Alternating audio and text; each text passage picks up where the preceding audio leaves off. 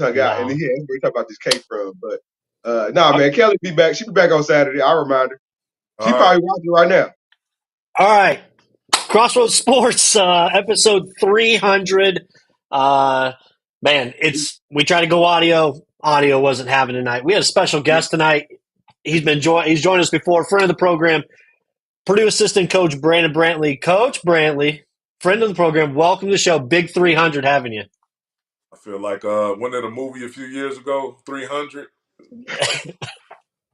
Yeah, this is Sparta. We'll do the kick and all that, knock our opponents off the edge. So Yep. absolutely, man. Thanks for having us. JB, you got your technology working. We're all set.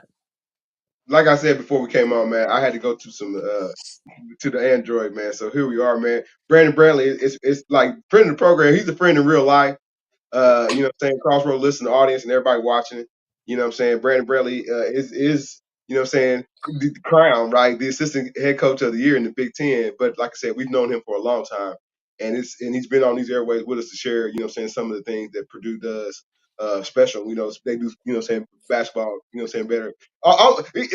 Hey, if anybody listen, man, I don't know, I'm about to go off script. Anybody hating on Purdue now, like shame on you. You just a Damn hater. straight. Damn You know, straight. you are just a hater, man. Because like I said, I always tell Brandon, like, hey man, keep on stacking the trophy case, keep on stacking the trophy case, because like man, regardless of who wins the national championship, man, you know what I'm saying, you got to be good and awful lucky, you know what I'm saying, to win that. But here's the thing, Purdue's always good. Always good. That's always good. So I know that's a little bit off script, but that's the truth. Because again, you know what I'm saying, whether it's the Maui Classics that they won, was the Crossroad Classic that they won, whether you know what I'm saying they beat Gonzaga when they was everybody thought they wasn't gonna beat Gonzaga or they was gonna beat North Carolina. North Carolina was gonna be a problem. Like these things have been handled. You know what I'm saying, last couple seasons. So you know what I'm saying, it is a pleasure to have Brandon Brantley. You know what I'm saying, we go back. You know what I'm saying, you know what I'm saying, almost 100 years now. You know what I'm saying? But it's a pleasure to have it's a pleasure to have Brandon Brantley, assistant Big Ten coach there, man. Welcome to the We show. creeping up on almost 20 years of friendship, man. Yeah, yeah, yeah, yeah. I was too scared. I always tell Brandon that when I went on my school visits, I went to IU, I went to check out Ball State, and IU and Purdue was just too big for me. I wish me and Brandon probably would have been friends longer than that. I would have been friends with him, you know what I'm saying, when we were teenagers, you know what I'm saying, on the sideline trying to see, you know what I'm saying, who was going to make that rock, you know what I'm saying, the starter, you know what I'm saying, whatnot, but when during the 90s. But like man, yeah, it is the play. Yeah, it's almost been you know what I'm saying, almost 20 years since we all kind of met. So to kick it off, man, you know, so like I said, welcome back. And you know, just kind of take us through this past season. Like how, you know what I'm saying, just like maybe your top 5 things, not necessarily from the tournament in particular, but like the season is long, you know what I'm saying? So like what was like maybe some of your top 5 things, you know what I'm saying, in your mind that you could just say, man, this is what, you know what I'm saying, this is what I'm kind of most proud of and the program is most proud of. You know, well, I'll just tell you, like I tell everybody, we lost that game to Fairleigh Dickinson last March. Mm-hmm. And of course, it was devastating because it was, you love these, even though you're a coach and these guys are young men. This profession is different because we all spend so much time together. We travel together, we eat together. Mm-hmm. Coaches, man, we work out together. We jumping in the showers, like we separate showers now, but Right. Right. profession. So, for something like that to happen to those kids, and I'm a big believer of, things happen for a reason. But I can just remember walking off that court, and I was just like, man, oh my God, like what's coming down the pipes, man? Just Mm-hmm. you know, because we're in the era now with social media, and now with social media, you get everybody's opinion, good or bad, qualified, unqualified. Right. No, a lot of noise sometimes. So for me, like I didn't grow up with social media, so it doesn't move me one way or another. But I wanted to make sure, like like the young men were good, and so I was. Mm-hmm. I remember just sitting in that locker room, man. We just stunned and in disbelief, and leaving the arena, getting back on the bus. I mean, we got back to that hotel, and I just remember, like, our fans, loyal fans were there, they clapping and telling us to keep our heads up. But I mean, you would have thought somebody died, man. And just and, Mm-hmm. the next day, it was real cold on that Saturday. We drove back to West Lafayette, and I stayed off the internet.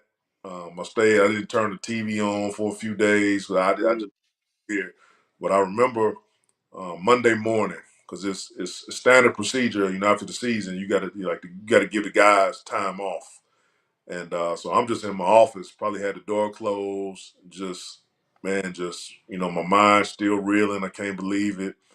I go Mm-hmm. um, just walking around Mackey. I was on the concourse. So I said, no, well, let me just go in the weight room and check on Jason Cabo, who was our strength coach, who is our strength coach. So I just want to say what's up to him, check on him. And I come in there and he said, Coach, everybody on our team came in and got a workout today. And I just remember thinking, like, oh, we're gonna be okay. We got the right guys in that locker room, because it'd have been some guys just not to show their faces, go run and hide, just get away from everything, and everybody would have understood. But for those guys to show up, and I remember people who work in the building were just like, "Hey, man, like I'm so proud of these dudes. Like, man, they're in here, like." And we had guys just saying, like, "Man, I'm not taking a break. We're gonna get this thing fixed." And over the course of the off season, you walk down there and guys just getting after it, man. Just and then it was a big question mark of whether Zach was going to leave or he comes back. So he comes back, and it's like, okay, let's roll. We had a great off season. Mm-hmm. Um, we put together the toughest non-conference schedule in the country, and so it's like, okay, we're gonna get tested. So we go out to Maui, and it's one of the toughest fields of all time out there, and Right. be able to get through it. Um, we play Arizona down in Indianapolis, which was a really good game for us. Alabama up in Toronto could have easily lost that game. Mhm. Um, so for us to get to the Final Four, you said it before. You got to be good, and involves a little bit of luck, because in that game, if Dalton Connect, makes a couple more shots and things go their way, Yep. they in that Final Four instead of us. But um, you know, I give all the credit to those young men that put that jersey on, and because they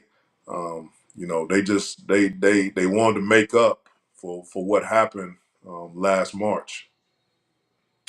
Absolutely. And it seemed like the tournament run you guys had, I enjoyed a lot of the old faces that came out, and it was almost like a reunion, damn near like for the tournament run that you'd see on TV. You would see, the guys at the Final Four, old players.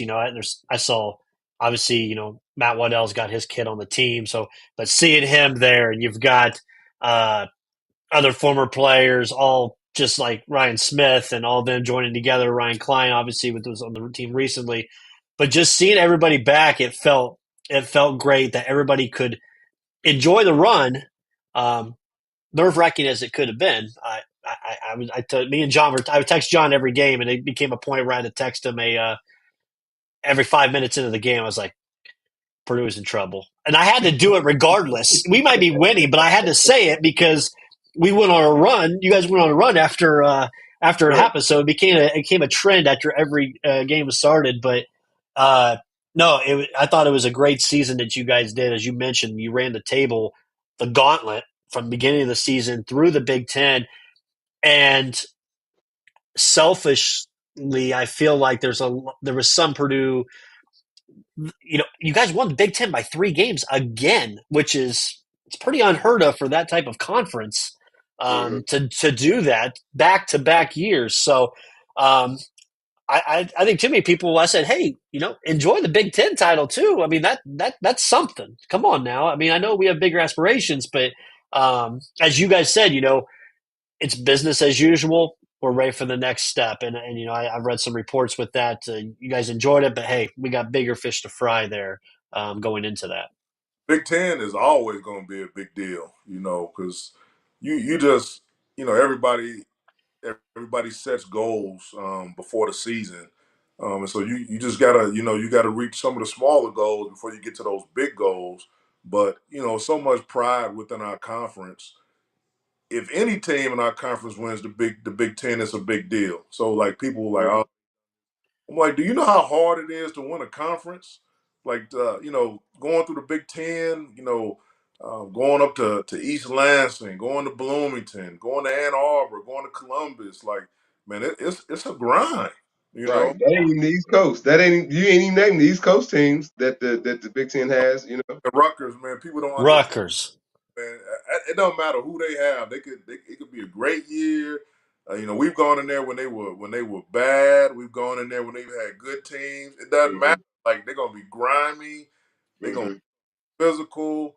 They're I gonna hate that game every year. I hate that game. imagine what it's like sitting on that bench. Right? Oh yeah, absolutely. Between that and Northwestern, those are my two ones I hate when we play them every single year. With the Big Ten, we talked about how excited or what kind of wrinkle now does this add? You're adding four more teams coming in from the former Pac-12 conference now that uh, it's weird to see them with Big Ten logos coming out. It's weird. It's just the changing landscape, Yeah. college athletics, and but we're getting four quality programs in. They're just going to add value to our conference, but it's going to be tough. UCLA is UCLA. Obviously, they didn't have a great season this past year, but it's nothing for those guys to reload. USC had talent the last few years. Washington. He's got a great new coach in Danny Sprinkle, so he's going to get that thing going. And Oregon is Oregon, so Yeah, um, Hmm. it'll be kind of stressful depending on like the travel. I think it'll be a little bit harder for them because they'll have longer trips than us. But a road game is a road game. It's we've taken bus rides to conference games, and it's like, man, this is going to be a grind. So um, just a matter of just having your guys hooked up and being ready to play. absolutely. Now, you've been called the big man whisperer around here. I don't know if you've heard that or not. With all the big men that you've been working with over the last 5, 6 years, 7 years, talk about, and obviously there's not been a player like Zach Edey. The accolades that Zach Edey has done, um, what he's done over his years at Purdue, scoring records and whatnot, rebounding and blocks. Talk about Zachy, how much of a joy it was to coach him while his tenure there at Purdue, because it was amazing to watch. Man, I tell everybody because all the talk before, like during the season, and he's not an NBA player, he's just tall. I mean, you just hear so much just nonsense, and I'm like, this is a kid like everybody should be rooting for. Like his story. Hmm. I remember because we were recruiting some other guys, and so he was, he wasn't the top guy on our list, and so obviously, it happens in recruiting, man. You go after guys and you strike out on guys. You're gonna miss on more guys than you get than guys that you get, and so we ended up with Zach, and it was just like, okay, he's big. I kind of like the fact that it's like, man, he used to play hockey, play baseball, so he's got to have um, um, good hand-eye. But I was like, man, he's kind of new to the game, and sometimes that's not a bad thing because guys that are fresh to the game, they Right, man. Right. totally immersed in it, and they sponges, and they can't get away. As opposed, you got some guy that's been playing for 14 years already. He's just burned out. But he was at IMG, so he was at a good high school program. But the problem was he only played 3 minutes a game. He was backing up Mark Williams, who went on to Duke and who is now in the NBA. And so Hmm. when he got there, it was like, okay, man, he's a project. But he was always in the gym. He was always working. And so about a month and a half, 2 months into the offseason, we just like, hey man, this dude's taking a step. Like, we're gonna play this dude. And it was Deion Williams. And so like, man, they would always go at it. And so I was like, man, this is just it's gonna make our team better because like, like these two guys just going at it, just refusing to lose, battling one another. And so he just kept improving. And the one thing about it was, you never really had bad body language out of him. He's a worker, man. He, never didn't take any practices off. He would stay after. He would work on his hook shot. Always wanted to watch film. People try to give me credit for part of his development, and that's part of my job. You have to do it as a coach, but he was one of those guys where I was like, I got to step my game up because this dude is like, he coming every single day, man. He wants to be in that office watching film and Mhm. can't be over here looking at the clock like, man, I've been here 12 hours already. It didn't matter to him. He just wanted, wanted to keep getting better. And so, anytime as a coach, you get a guy like that, it's like, man, I'm gonna ride this horse, man. He's Right. such a joy to coach. And then obviously he just kept improving, kept improving.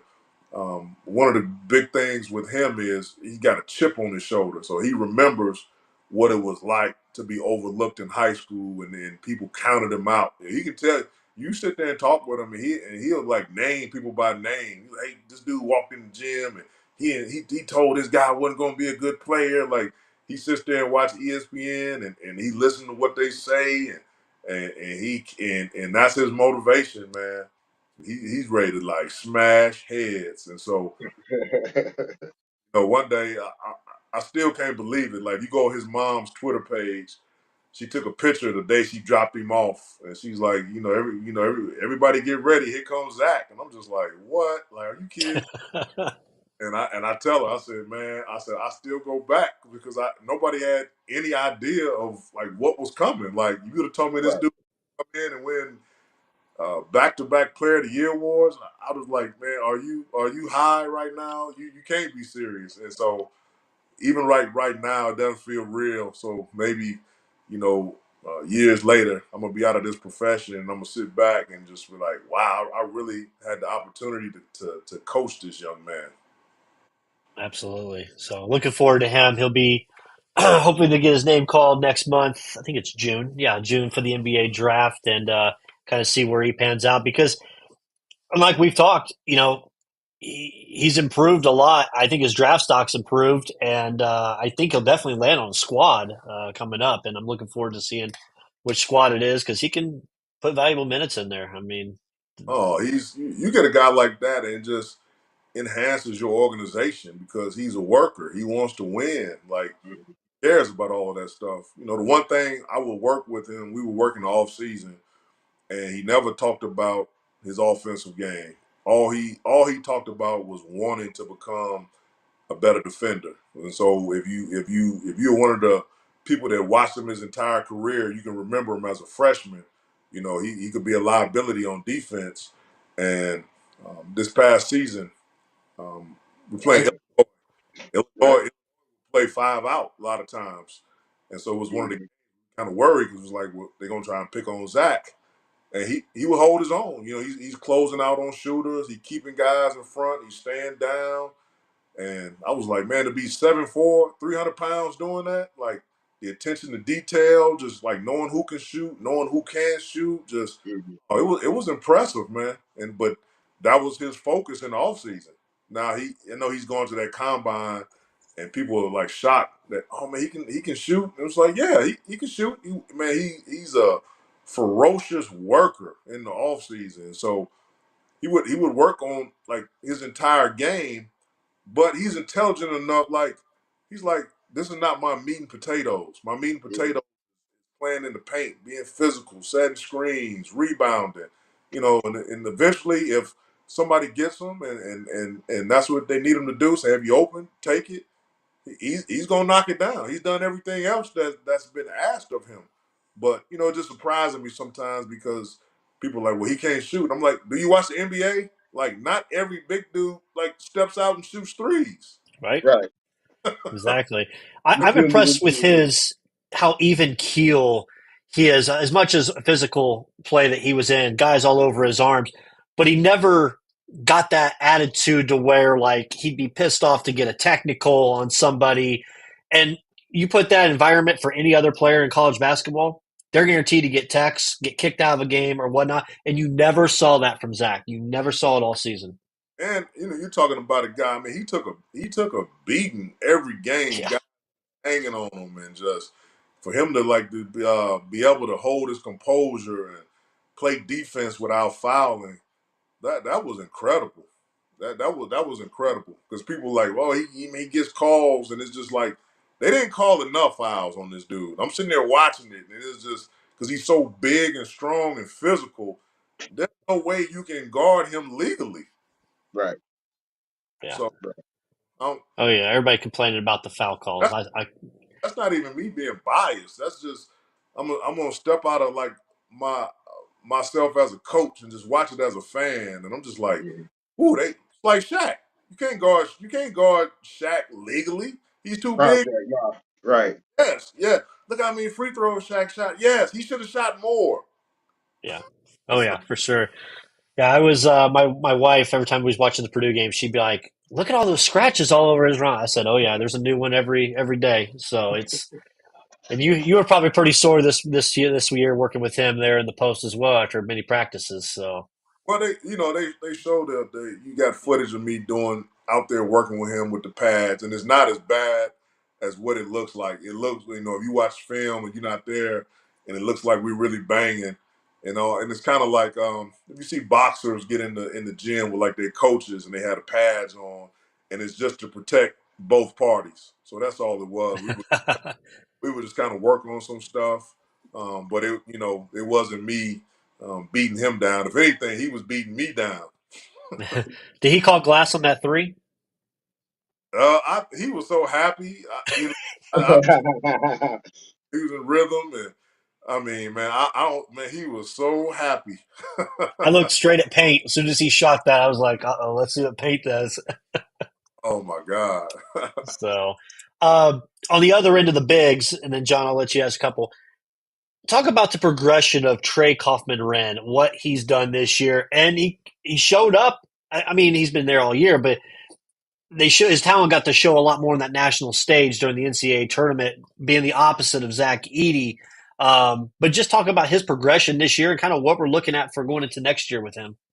Man, he's another guy that works, man. He was one of those guys that, last summer, he didn't take any time off, man. He just worked. And so a great kid, really loves the game. I mean, anything you ask him to do, he's going to do it.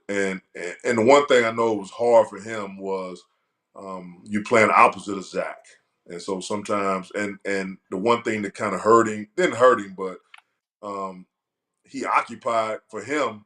They both low post scores, but obviously, man, we gotta go to the guy that's got the National Player of the Year awards, and as we should. Nobody's gonna say you were wrong, but he had to play a role, and sometimes that's part of a guy's progression. It's hey, you got to play this role first, and um, I believe it was John Wooden that said, man, in order to be a good leader, you got to be a good follower. And so he's a guy he's going to show up every day. He's going to do what's asked of him. And so now Zach is gone, and so it's going to be his time now. And so he's ready.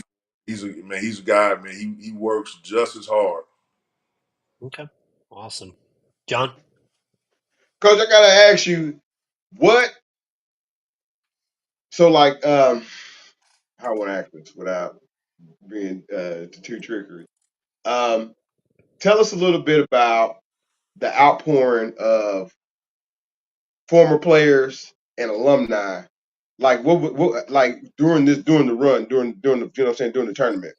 Because I don't mean nothing bad. I didn't know Rick Mount was still here. You know what I'm saying? Damn, So John. I didn't.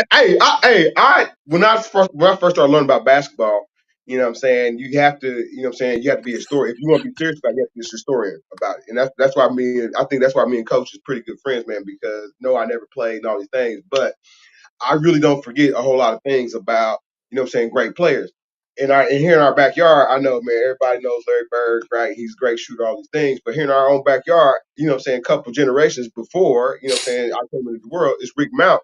And I thought it was, but I want to get to Rick Mountain in a second, but like there was more than just Rick Mountain. I heard, guys, more, and it was just like an explosion during that time of like Purdue alumni. I heard Carson on the radio, Carson, Carson, on the radio talking, about how he was, outpouring and rooting for, of course, rooting for the, rooting for the program and wanting to be close around it. Of course, Gene Katie, being around it. Who else? That Roy Harrison as well. I heard, on a couple shows and whatnot. But like, just kind of tell us about. I don't want to. This is what I heard. Just kind of tell us about, and I know, so the team and whatnot, and everybody be focused, man. But like, how was some of the like the alumni? How was how was some of that? How was some of that appreciation? How was all that? It was great. I think we've done a good job, no matter where we go in the tournament, of bringing guys back. I Mm-hmm. in recruiting sometimes I say, man, you have everybody's got a program, but not everybody has a family. And we've got one of the great basketball families in college basketball as far as keeping guys connected to the program. So Mm-hmm. you could have come to some past years and man, it's we've always got former players coming back. But this year it was kind of special because of, I spoke about how we got upset in the first round Mm-hmm. in 23. And so like this team was on a mission. Everybody kind of sensed it. And so more and more guys, and it's probably some guys that we hadn't seen in some years, and they got back. I know it's a bunch of guys at the Final Four, because it's the Final Four is the pinnacle of college basketball. It's a big Right. celebration. So it was great to have all of those guys back. But I tell people, I said, it was one part. Um, I was happy for the guys because they're the guys that go out there and actually have to work. They boxing guys out and they're running the floor and they're doing the Right. heavy. But I was happy for like Coach Katie. Um, he's devoted so much of his life to Purdue basketball, and Mm-hmm. now to be up there in age and like to be able to see the program that you came to back in 1980 finally be able to go back. I was happy for him. I was happy for a lot of the fans, the true fans that are always with us. No matter if we successful or we're not successful.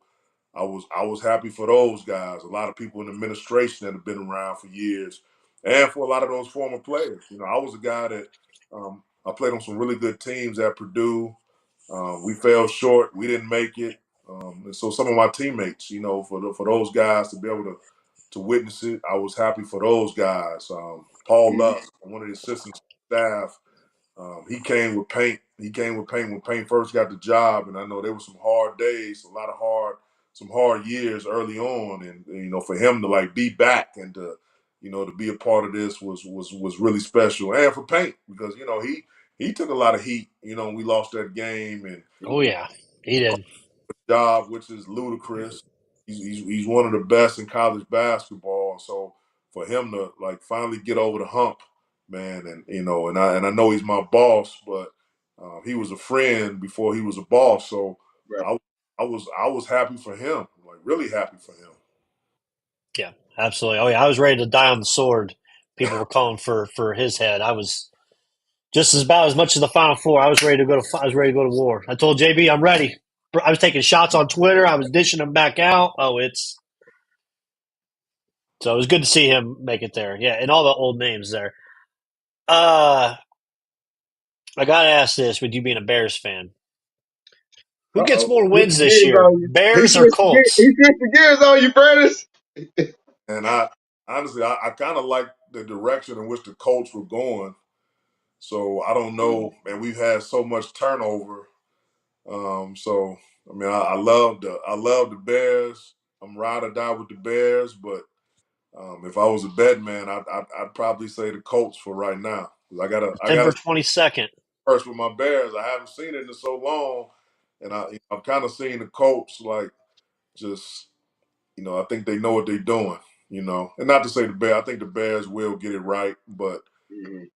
like the kid Richardson before he got hurt, I thought they were moving in a really good direction. Yeah, gotcha. Let me And I want to ask this for college basketball because you've been there. You've been there 11 years now, coaching on that side, and you played there as well.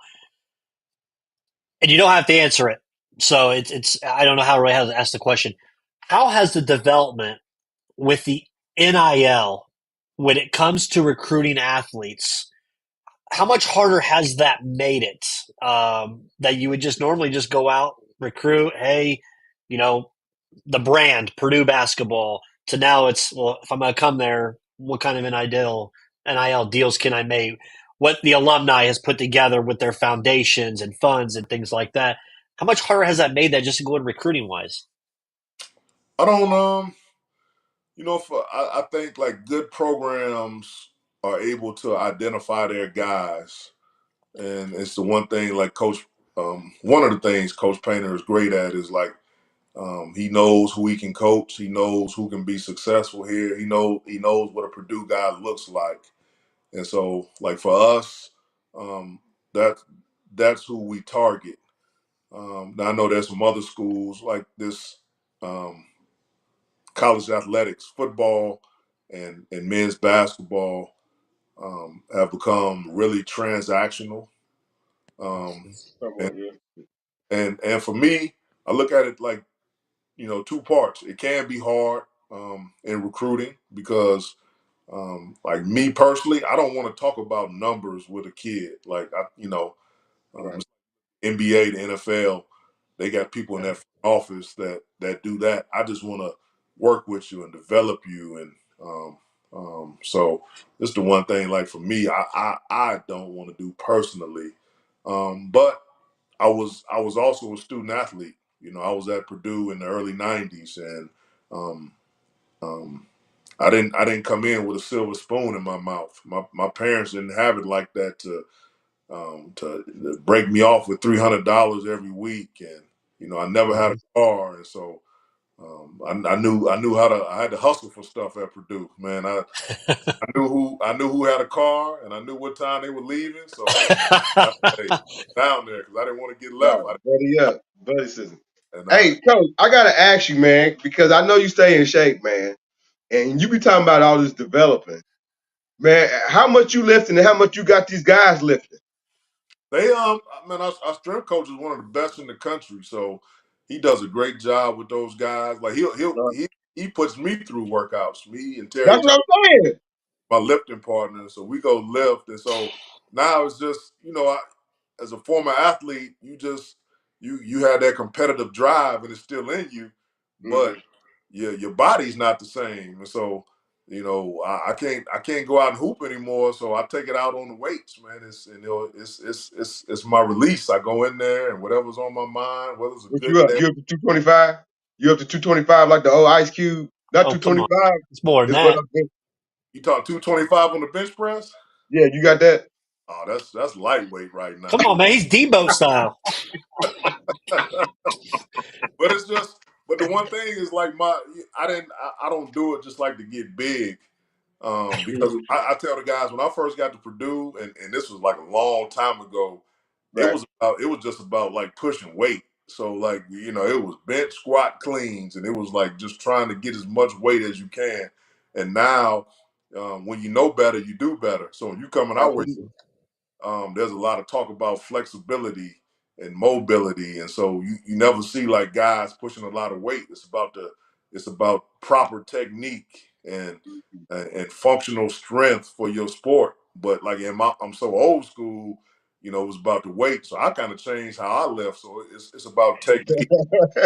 It's days you Right. come in there and it's high reps, so I'm not doing a whole lot. So man, just trying to be the best I can be. So my mentality has kind of changed, but there's some days where like we kind of load up, and I feel it at nighttime too. Uh-huh. Are we going more white here? More white and gray this year? Is that what I'm seeing? Hey, I'm a real dude. So if you go back, I decided to grow the beard after COVID, and I wasn't a fan of gray, so I was going and getting the dye. I was doing my own dye jobs at home in the bathroom, and Uh-oh. And then finally one day I just said, man, I'm tired of it, man. I got to embrace it because I didn't want to get rid of the beard because I saw myself without the beard and I said, well, I look like a dweeb, so I can't go back to. Somebody on our feed just commented. I didn't know Purdue had an Uncle Phil as their assistant coach with looked Oh, like Uncle okay. Phil beard. Nah, man. I've been called Lovey Uncle Smith. Phil ain't never been to Stockton, is Uh, I've been called all kind of guys, man. Hey, but Brand, we like always, man. We love you. We've enjoyed the season this year. We appreciate you coming on, man. You had 1,000 other things you could have done, but you decided to join us for number 300. We couldn't be more appreciative of that.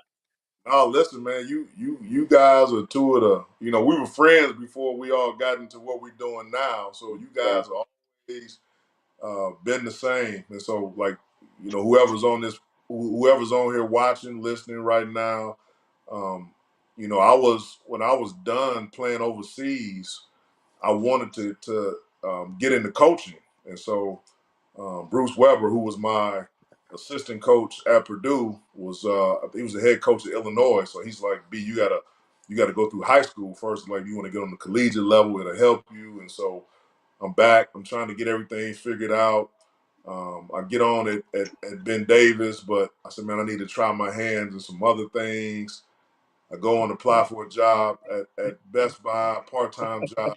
JB is a supervisor, but you know the one thing about coaching is like it's a different schedule. If you want to do it right, you got to put a lot of time in. And so Yeah. JB was always flexible with me because there was some times I'm like, dude, I'm gonna be I'm over here on the other side of town, or it was times where I had to leave, and so you know, we're always standing on shoulders, and so JB is one of those dudes who's man, I stood on his shoulders, man. Nah, I man. was trying to find. He was always a good friend. Nah, man. Listen, I just Right. know how to run a good store. I know how to be a good person. I know there's corporate America and I know there's Jonathan management style. And sometimes that don't mix, man. But I know I identify good people. Brandon Reef is a good person because we pulled him from West Lafayette too. You know what I'm saying? And you know what I'm saying? Crossroads Sports kind of was born right here because this is what we kind of used to chop it up about different things. You know what I'm saying? Three of Sports us. topics. We were Yeah. we So and we then, were and then, we, and then, we it, were then it was spread out. It was spread out to throughout the store. So yeah um, we would stand up there and dudes probably stealing all kind of stuff, man. We were talking about information and playoff series. nah, not on my watch. No straight. Not on my watch. I don't do no straight. Or the Colts players be coming in, buying stuff. Joseph and Dye, like, man, what are you coming here to get a CD for? Right, right, right. Oh man. But Perfect. no, man, Absolutely. thanks for coming on, man. No, anytime you guys need me, you know I'm available. Awesome. All right, Coach. Have a good one, B. Love you guys, man. All right, that's our guy. Coach Brandon Brantley. Loved having him on. John, how are we looking on phone wise? Are you good for talking a Hey, little man, playoffs or no? yeah, yeah. If you give me a minute, you can try. Talk over it, and then I can give me some power real quick. Yeah, let me remove you from the scene and then Yeah, all right. So Crossroads Sports. Let me mute his mic. There we go. Yeah, great conversation with Coach Brandon Brantley tonight. Huge friend of the program. Awesome to see what he's done there at Purdue University over this year and just in general. So it's amazing how Purdue is, and excited to see what they do. And that dude's going to get a head coaching job one day. He's going to get it when he wants it. When he wants it and he's ready, he'll get it. So look forward to that. While we wait for John, let's talk Valhalla. Valhalla Golf Club PGA Championship starts tomorrow. Valhalla down in Louisville. I'm going to be there. Going with a couple buddies of mine. Going to be there. Valhalla. Watch Tiger Woods. Probably maybe the last time I see Tiger possibly compete. So go and watch Tiger down there. We got the betting lines down below. Scotty Scheffler just had a kid. He's won the Masters. Um, he won the RBC Heritage right after it. Coming back plus 450. Scotty to win. I don't know if I would take Scotty to win this one. He's got the best odds, but coming back from having a kid, I don't know if that's attainable for him to coming back. That takes a lot. Uh, Rory plus 750. The second one, Rory's won the last two PGA matches or tournaments he's been in, it's no coincidence he's winning now that he's divorced. So I don't know what that means. I don't know what that says. Let me see if John's able. John, I got you on mute, so you can unmute yourself when ready. Um, let's see here. See if we can get him in. You're still mute. Oh, try it again. Okay, can you hear me? Yeah, I got you. Perfect. All right. So yeah, Rory is now a single man, and what's he do? He goes out and wins the last two tournaments. So I think if that tells you anything, he feels loose and ready. Xander Schauffele, John Rahm, Brooks Koepka. Those are three. Brooks Koepka plays majors well, amazing. Mm-hmm. So I'm sure he'll be up in there. Tiger Woods, I put it in there plus 30,000 odds wise. It's plus 165 for him to make the cut this weekend. So we'll see. I do like Colin Morikawa. He's one of my picks to win it. I like Colin Morikawa to win at plus 3,000 this weekend. But I'm going. I'm leaving at 3:30 in the morning tonight, and we're Oh heading man, down because we want to see Tiger tee off at 8 o'clock in the morning. So we already. want to get in, get parked, and all that. So Crossroads is going to be at the PGA Championship tomorrow, so that's going to be fun to see there with that. Let's talk the big one. Bring it up We gotta here. talk. We gotta Knicks talk these lead the things. series over the Pacers 3-2. Game 6 Friday night. Pacers currently minus 5.5, minus 5 for the game. John just fell flat on their effing faces last night. Did not come to play in Madison Square Garden. Nope. I'm sorry, Pacer fans, you're going to hate me for this, but Oh, regardless, the the hate is series coming. is over. The series is over. Either we win Game 6, okay, we're going to go to Madison Square. We've shown no signs of life that we can Game do four. anything in New York. Well, New York, Anything in you're New York. right. I don't care who the refs are. You can't win in New York. No, It's we Game beyond that. 7. It sucks. The series is over. And as frustrated as I am how that game was last night, you lose by 30 after you just beat the team by 30. How Oh, frustrating it is you're not blocking out, you're not rebounding, you're making Hartenstein look like an all-star. Looking at it today, we are ahead of schedule. We beat Milwaukee. Okay. Maybe it's because the Knicks are missing people, so we think, hey, we should be there in this. We're ahead of schedule. So you should get I'll greedy. take that. Mm, Your thoughts on it, John? I don't know, man. We are ahead of schedule, but there's people that want $44 million per year. And okay, if the Knicks wasn't hurt, they'd have Julius Randle, they'd have OG Anunoby, they'd have Bojan. We probably get swept. Is that what you're telling me? So if I don't know, Brandon, I already went scorched earth because I thought they was going to lose here at home, and that'd have been embarrassing when they came back. You know what I'm saying? They were down 9. Game 3. Yeah, I was at that game. Yeah, that would have been embarrassing, right? So, like, Series could DiVincenzo, easily be over now. I mean, DiVincenzo is a truth teller. He said, I'm not gonna say he was saying that they're weak. He's just saying that they're an offensively minded team, and if the ball ain't, if you know what I'm saying, the ball ain't, you know what I'm saying, offensively, you know what I mean, going in for them, they're not gonna learn how to play a grinded out game. That's not their style.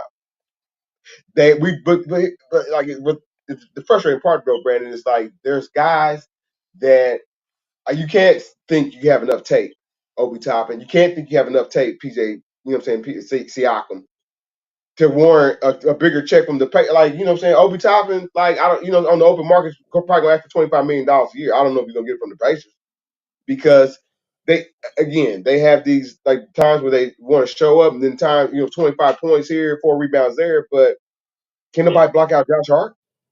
Can nobody block out DiVincenzo? You know what I'm saying? It's the Villanova Knicks. This is what it is. The it Villanova is Knicks, It Brandon. is the Villanova Knicks. This is Jay Wright. Jay Wright's agent should be blowing up. Not because, you know what I'm saying, he necessarily got these guys into the NBA, but you know what I'm saying, Villanova should be on everybody's top of mind. You know what I'm saying? How can we, Jay Wright, wait, he's unemployed. Wait a minute. We got a coaching Yeah, position. You see what I'm saying? That's what I'm kind of saying. But like, nah, man. I'm It's pissed just off bad. about the. It's just bad, man, because we all talk about when we talk about team building and draft picks and how this guy's going to be 6'10", he's going to be able to cover this body, and how this guy should be able to. And like, no, man, you got to have the will to go get it. You got to have the will to to go get the board. Possession of the basketball is like that's the first rule of basketball. We got to get the ball. We got to not turn the ball over. That's my second point. So you can't rebound, and now you just want to get loosey goosey with the ball. TJ McConnell included in critical situations.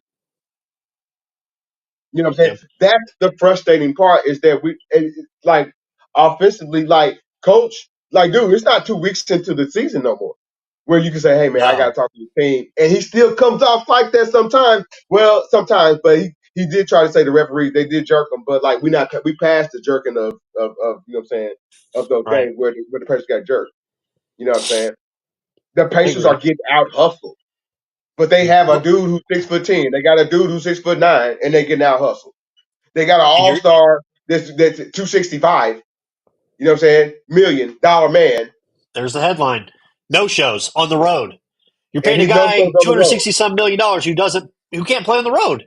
He shies away from that spotlight on the road. When you want to be the franchise, you want to be the guy, and you shy away from it. And I'll give you a pass for maybe game one in the pros conference. You say it in game two where you didn't shoot the ball that much. I'll be better game three. Well, shit, yeah, you'll be better at game three because it's at home. You're in front of your crowd. And you said the same thing last night. The same thing. Well, I just got to be better. I got to be more aggressive. Why? Why are you saying that at the end of five? Why? He no But shows, see, and it's but selfish. Somebody's Brandon, like, "Well, he needs to be more selfish." Yeah, you in may the be more selfish. in the press conference, he was laughing and saying, "Yes, we know we have to rebound." This is before I'm talking about before the whole you know what I'm saying before the series started. And I'm like, man, if y'all got the scouting report, then everybody knows DiFrancesco is banging the board. We ought to get a body on Josh Hart. Brunson, oh my God, this dude is like prime. He's gonna get everything. They're gonna sneeze on him. They're gonna give him a call, Yeah. right? Oh, But he he does, but initiates the contact himself. right, and he does draw a lot. But so you have to be aware of that. You did so like in the head on. This is what the NBA is, Brandon. Correct me if I'm wrong. In the head on one battle, Tyrese Halliburton's losing the battle. and and, Absolutely. and technically he's a pay grade above Brunson. Brunson signed for more money to leave Dallas, but not enough money to constitute like he doesn't make 34, you know what I'm saying, $1 million a year. People are And Ty saying that Tyrese Halliburton is needs to be more selfish and get the ball more and be those selfish plays. But I think it's the reverse of that. I think he is selfish, and it's selfish enough that he doesn't want to step up and put himself in a position in big moments to do there. He sighs in the corner. He lets what everybody else do it. what he's going to say in his defense, if he ain't hurt, because we all know he's wearing a little jacket or whatever, right? What he's going to say is, I didn't have my running buddy with me. And he Who's doesn't. that? Who, Ben? Yeah, Ben Mathurin, he doesn't have his running buddy with him. They didn't play hardly together. Carlisle kept them separate. Yeah, but that's the other offensive. Again, Brandon, I'm just saying this team is Oh, I know. I defensive. know. This is an offensive minded team. Like I get what Carlisle's thinking. Keep like if you put them out there together, like it might not work out because they're both similarly somewhat ball dominant. But I don't know. It might work, but we're not gonna know that till next year. You bring up a great point. They are on a different timetable. Beating the Bucks is like that was something that It they just is. there's no way they wrote that on having a playoff win. You know what I'm saying? A playoff, you know what I'm saying, a series win. And they did that. Yeah. That's great. But looking at the Knicks and that mass shooting, as a Pacer fan, former, and as a Pacer like commentary, y'all should beat the Knicks. But Yeah. that's not what it is. And then Brandon, I really think we're gonna go to a game seven. And then we're gonna have to see And if we're the going kid to can be lose. And it's if he going to can be be the piss me killer. off because it's going to make me think that we have a chance, and I know we don't. Nah, you So, don't want to lose at home. You don't want to lose at home. no. Um, we're going to have some difficulty. We'll have the conversation afterwards because we're going to break down the Pacers roster. We'll talk about after the season's officially over during the All right. offseason. But tough decisions. Obi Toppin, free agent market, but he's a restricted free agent. So that means no matter whatever offer he gets, the Pacers can match. Yeah. So they have that. TJ McConnell, $9 million right now. He's a free Man, agent. Will he? he probably Are you going to re-sign him? man, they're gonna find a Um, coach. I feel He's a free like agent? Ooh, man. Carlisle has kind of needless quote fucked up his minutes, not playing him against Brunson more as he should have. Mm-hmm. So that's one thing we can look at Rick on. So you've got that. You've got Doug McDermott, $12 million. That ain't coming back. Nah, See it's not ya. coming. Yeah. The problem is, so if you get rid of Doug McDermott and there's somebody else in there, you get rid of that contract. It eats up about $19 million that opens up for you. The problem, Pacer fans, Tyrese Halliburton's making $5 million this year. Next year it goes up to 35.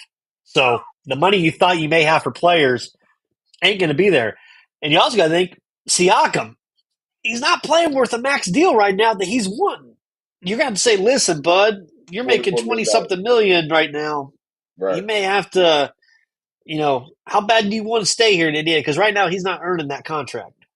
He's not. I mean, he's been no-showed, quote no-showed since the first two games. He had two great games in New York, and then it went to shit.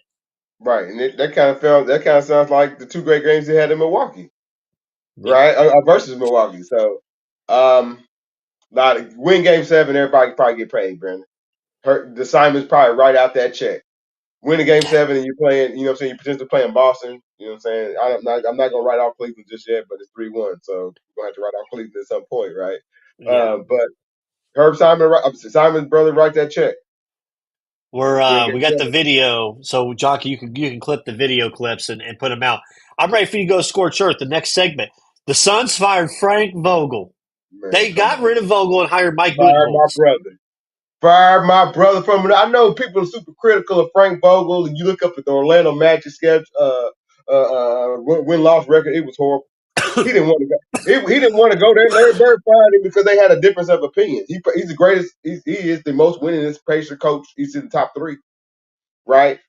Won it with the Lakers. We all know that politics of the business out there. Losing, you know what I'm saying? If you lose and LeBron is not going to stamp you, then the Lakers is going to get rid of it. So that's a whole nother. That's kind of a joke organization right now from a front office standpoint. Anyway, my personal opinion. But Suns are We talking about Lakers. Frank Vogel. So Kevin Durant can't get it done no more. Devin Booker can't get. Bradley Beal can't get it done no more. I heard other players talk about you couldn't find a. No, they couldn't. They couldn't find a winning rotation with those players because Bradley Beal was out 40% of the games, and Kevin Durant They have and no and, point and, guard. Devin Booker are offensively minded players, and you surrounded them with what? Bobo, Isaiah Thomas?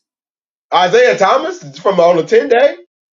Stop it. No, man, stop it.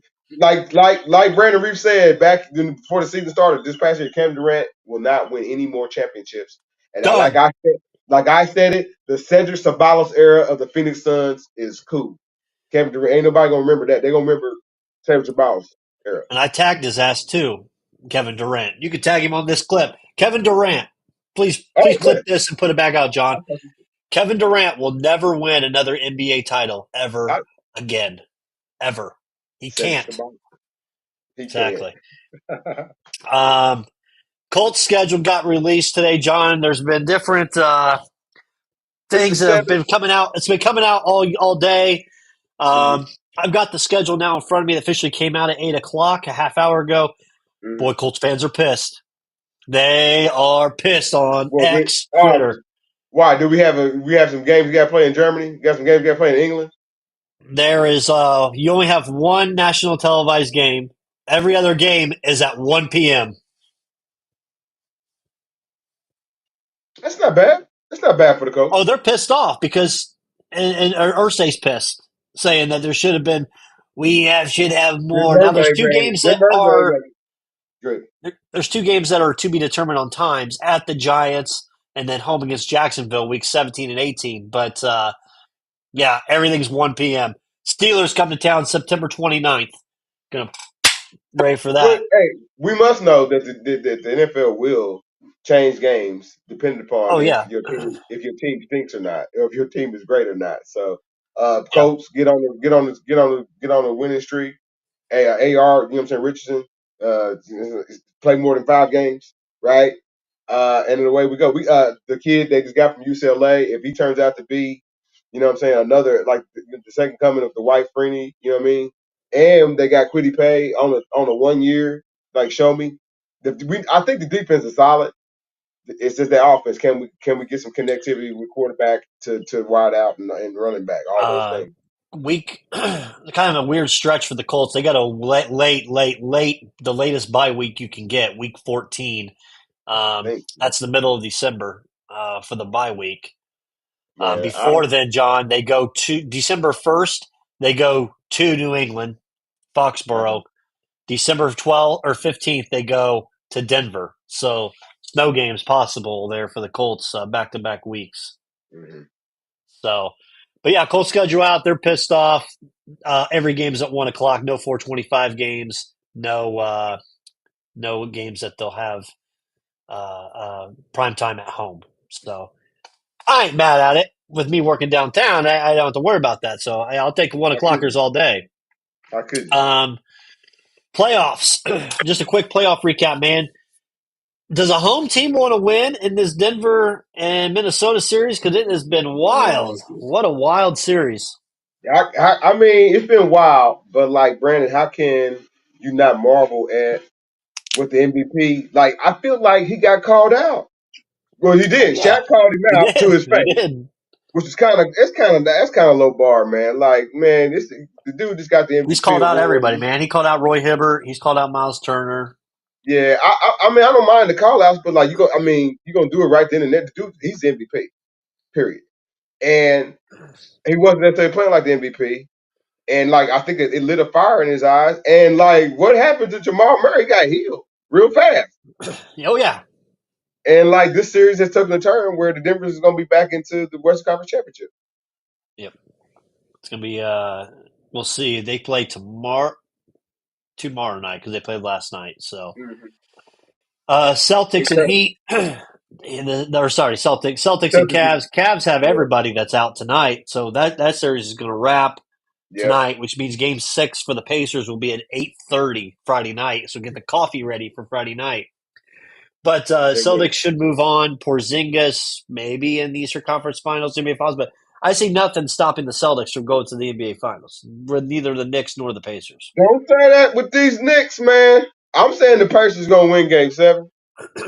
I'm saying the Pacers gonna win Game 7. But Okay. if the Knicks, if there's a 1% chance that the Knicks do win Game 6 or Game 7, doesn't necessarily. I get it. They've counted these Knicks out against Philadelphia. They've counted these Knicks out against these Pacers teams where it was seemingly a better team, maybe not better mental team, but a better team. You know what I'm saying? When you look at this guy, that guy, 6'8", this dude's the former MVP, you know, in last year, this dude's an all-star how many times? The Knicks just are playing a whole lot of hard. They're playing against what everybody's on TV is saying that they can't do. You have to like that. I get what you're saying. At some point, it's a fire. It's not going to be enough firepower, but like, dude, they just keep on figuring it out. If a team can figure out how to gang rebound like they do, they'll figure out. Brunson is clutch with his shot, man, and he gets calls. Will he get the kind of calls in Boston? Will he get the kind of calls in Boston? I doubt it. So, I mean, if the Knicks play in Boston, I think it's another 7-game series. Stop it. So Okay. it could be over at least 5. Um, Okay. I forgot to say for the schedule release because somebody asked me. Mhm. Yes, I'm not happy that the Steelers are going to get waxed by Patty Mahomes on Christmas Day. I ain't happy with that.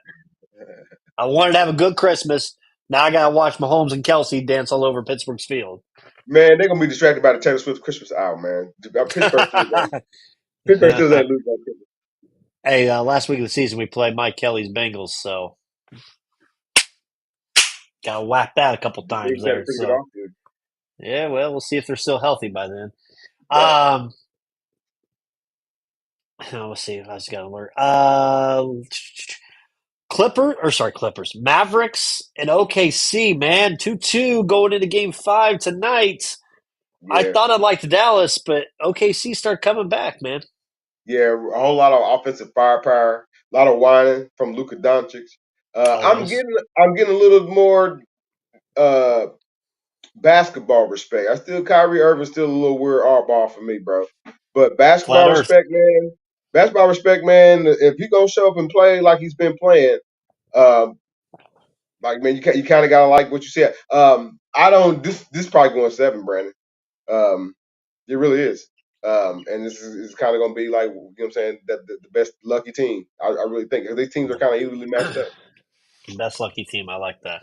Best lucky team. Indy 500, John Racing practice started yesterday, but it got rained out after like 30 minutes. Today was practice 2. They got on about 1:30 today. Scott McLaughlin, Team Penske, was the fastest. Will Power, second fastest for Team Penske. Colt Herta, Joseph Newgarden, last year's winner, was 4th. Alexander Rossi finished 5th. Tomorrow they're supposed to get back on the track for practice. 2 more days. Rain's in the forecast, so we'll see when they can get on. Tonight they went till 7 o'clock, so they extended it out. Fast Friday, and then qualifying this weekend for the greatest spectacle in racing, Indy 500. We're just 11 days away from it. Yeah, we need clear skies. Cannot wait. Let me ask you this: how bad is it, man? The Atlanta Hawks, they won the lottery the wrong year. They're getting the wrong European. Alex, can you hear me? Yeah. I got a couple names that'll probably be the number 1 draft pick. They're going to try to make Sarge? a play. They're going to try to make a play and to bring somebody in using that draft pick. But I don't. The Trae Young era is definitely coming to an end, and the Dejounte Murray era is definitely over. So you're right. Wrong necessarily year. This is a year of you still got to wait and see. Everybody in this draft is going to be a wait and see guy. 2 years, 3 years. That is what it is. There's really no splash player right now today. That's going tomorrow. There's going to be the NBA draft that is like Tim Duncan, LeBron James. It's not, unfortunately. Uh, Right. but you might have a stasher kind of guy, and that's not bad. But certain teams like Atlanta might not necessarily be wanting to wait. They might want to jump back into it. And get back into the playoffs situation. You never know. But yeah, wrong year. Cooper Flag is gonna be the one guy next year, y'all. And I can't wait to see what he has at Duke, and how that's gonna translate over to the NBA and all that. But no, man, Atlanta Hawks won the number 1 overall draft pick. I think Brandon, they're gonna probably take the pick and offer up another person off their roster and try to move it. Bronny, 6'1". He ain't 6'4". Man, and it's hard, like taking it seriously, man. Like the post came out, right? It's a picture of Bronny, maybe Duncan, maybe just shooting a layup. He played 19 minutes, 4 points, 4 rebounds. Dude, like I can get 4 points and 4 rebounds in 19 minutes. I really can. And I'm not trying to disrespect Bronny. I'm like, dude, if you cannot dominate a half, a quarter of any type of game, high school, college, I'm supposed to like it's just a Man, it's just a circus to me, bro. But like I say this, Brandon, because like LeBron James encourages this. Even if they say that hey, it's his own decision, it's like the household encourages this and they're all for it. But like I'm trying to tell you and everybody else who knows anything about basketball, if the more rookies or unproven players you have on your roster, the lesser chances of you having a championship run in the next right. 2 seasons. So you had Hood Shafino this year. The homie didn't play him. They didn't trade him. You had Max Christie. The homies didn't play him. They played a little bit. They played Cam Reddish more than they played Christie and Hood Shafino. Can you believe that? And Cam Reddish could get the side of a barn. You know what I'm Right. saying? So I know a That's lot your of boy. criticism you know what I'm saying, kind of comes on like, well, who's doing all the D-Lo? I know the D-Lo went over. Well, D-Lo went over 17. There's really nobody else to pass to unless you pass to LeBron or AD or Austin Rivers. So all them other bums, like they bums. Or Damn. they not playing, or they guys that the organization not comfortable yet playing and showcasing.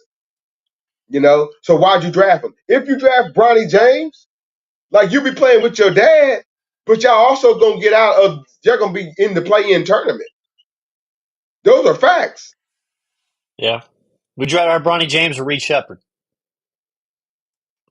Reed Shepard got exposed, man. We saw it in real time. Uh-oh. They still got Reed Shepard in the top 10, but we saw it in real time. Reed Shepard got exposed. I think is he again a guy that could be the next Jameson Williams in 2-3 seasons? Sure, but not next year. Next year he's gonna be riding that pine because defensively, man, he had a you know what I'm saying he had his hands full with the University of Oakland for sure. Right. Cool. All right. Crossroads Sports makeshift show tonight. Tried it on the Oh, new I love it. software, the video show with Brent. Hey, if y'all like it, I loved it. If we do video interviews like this, I ain't against it. We Right, just work out a little bit of the tech, but right. other than that, episode 300, John, great show, great guest, Brandon Brantley, assistant coach Purdue, joining us for the big 300. Um, couldn't have asked for a better guest for this episode. Shout out Ball State Golf, by the way. They competed Absolutely. this past couple days in the NCAA regional. They put round 1 and round 2 together because of weather coming in. John, Mm-hmm. after round 1, Ball State was they had the individual solo lead player, and they were team second, I believe. So and then wheels kind of fell off a little bit, but didn't make it. But overall, good showing for Coach Fleck and the squad. So shout out to them as well. PGA tomorrow, I'll be at Pacers Friday night. Hopefully, Pacers Mm-hmm. Sunday. We'll see what happens, but. Great show, as always, John, and we'll do a bigger, better, badder next week, as you say. Shout out to our sponsor, Scott King, Nichols, State Farm Insurance. I'll start putting those ads in here as well. And also Mavericks Custom Motorsports. Without all them, we would not be able to do what we do. They power the system that we're doing. By the way, man, the Right. shirt, Who's coming who's in coming in second? second? You know who that is? Bird. It's a Wow, sick shirt, isn't it? wow. At the bottom of it, it's got the, before I show my boobs, I might have it's to get into showing that. three-time champ, 86, 878. It's at the shop, Indy. So get yourself to the shop there, 3 locations. Not Hey, a sponsor. Damn near should be. hey man, before we get off this air, man, again, I want to say thank you to Coach Brandon and Purdue University. Again, shout out episode 300 was a classic, man. Believe it. Episode 299, if you listen to my voice, watch me, right, check that out too with Coach Mike Fleck. Like Brandon said, he was head coach of the year in the MAC in golf. So for your golf enthusiasts, get your game up, man. Listen to what Coach Mike Fleck got to say. I promise you, you will get your golf game. I have, right? But like, no, man. I also want to say, hey, man, this is the Caitlin. We are in the Caitlin Clark era. I know, Yep. I know. It rattles a whole lot of people's cages, man. But it is what it is, man. The Fever are in the national spotlight. I know they had a tough loss last night. She has their home opener tomorrow. It's a sellout. Can you Yeah. believe it? It's a sellout. And we got back to back sellouts Thursday night with the Fever versus the New York Liberty. And then the Pacers play Game 6 against the New York Knicks to sell out, man. Caitlin Clark, I get it, man. Y'all can hate all the turnovers. I get it. You know what I'm saying? But guess what? Everybody's coming for it. They didn't Yeah. see what she did the last 2 seasons. Guess Those what? Everybody's coming for Angel Reese, too. and those Everybody's coming refs need for to Reese. realize your star player, your meal tickets needs to stay on the court. You're gonna be calling cheap ass fouls on her. Right, right. So there's going to be a whole lot of gamesmanship.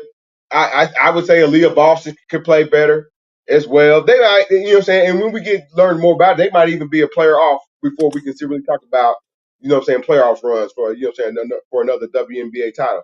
But again, Yep. for a team that was dormant for the last 6, 7 seasons after the great Tamika Catchings left, and they really haven't had any promise. This is Caitlin Clark and Aaliyah Boston. The team that they have is another great pieces.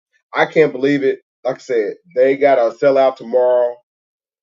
That in itself is the victory right there. But like, nah, man, the world will be watching tomorrow. The Fever, the Indiana Fever, and the Connecticut Sun. Can't wait. Perfect. Sounds good. We'll see y'all next week. Continue the conversation on Twitter, Facebook. We'll be there. We'll see you guys next week.